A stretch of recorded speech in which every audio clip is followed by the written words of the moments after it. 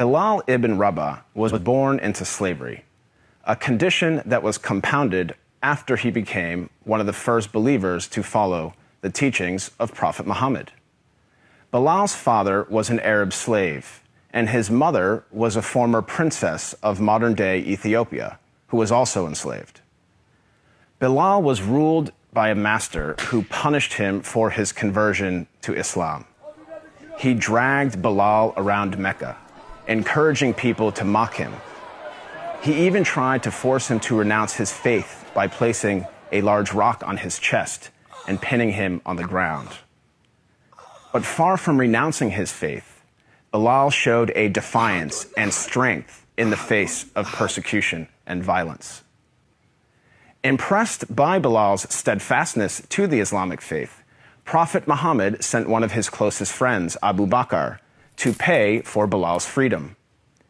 Once freed, Bilal rose to prominence in the early Muslim community. Prophet Muhammad appointed him to serve the mosque by using his melodious voice to call the believers to prayer.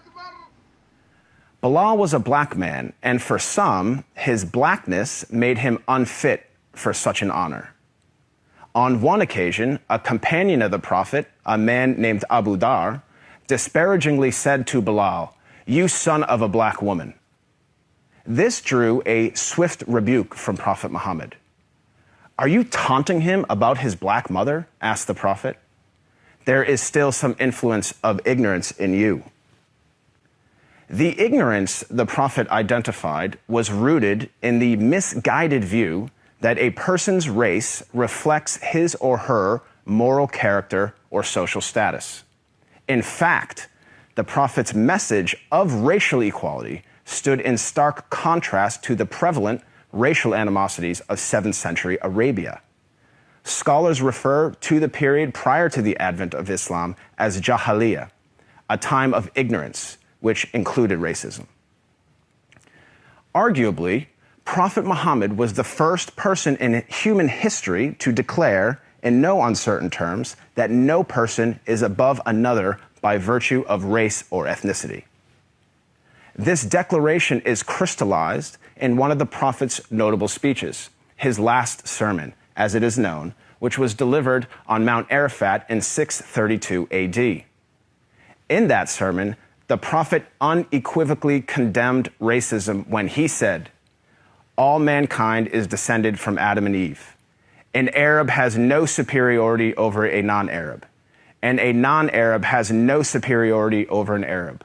A white person has no superiority over a black person, nor a black person has any superiority over a white person, except by piety and good action."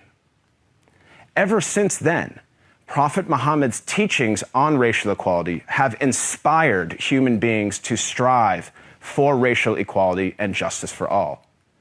Consider the life of Al-Hajj Malik al-Shabazz, more commonly known as Malcolm X, the black Muslim civil rights leader who battled racism in the 1950s and 1960s. After performing the Hajj, or Islamic pilgrimage, to the city of Mecca, Malcolm wrote his famous letter from Mecca, in which he said, "There were tens of thousands of pilgrims from all over the world. They were of all colors, from blue-eyed blondes to black-skinned Africans.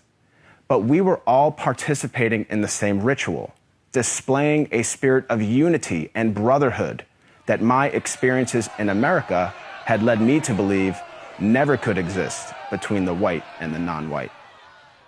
He added that he had never before seen sincere and true brotherhood practiced by all colors together, irrespective of their color.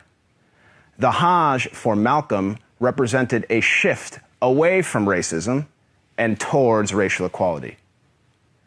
The teachings of Prophet Muhammad encouraged all people to strive towards anti-racism, which is quite different than simply non-racism. While non-racists do not openly express prejudiced views, they also do not work to dismantle racism in any given society.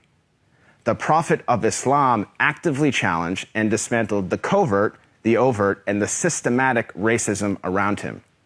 He identified racism as a symptom and identified its root cause as arrogance in the human heart. As our world becomes more and more diverse and interconnected, it is imperative that we strive to follow the teachings of Prophet Muhammad. I am not a Muslim myself, but I have to say that I am deeply inspired by the anti-racism of Prophet Muhammad, because he showed that a person is distinguished over another not by race, but rather by the quality of one's character and conduct. I am Craig Constantine for the Amir Stein Center. يا أيها الناس إنا خلقناكم من ذكر وأنثى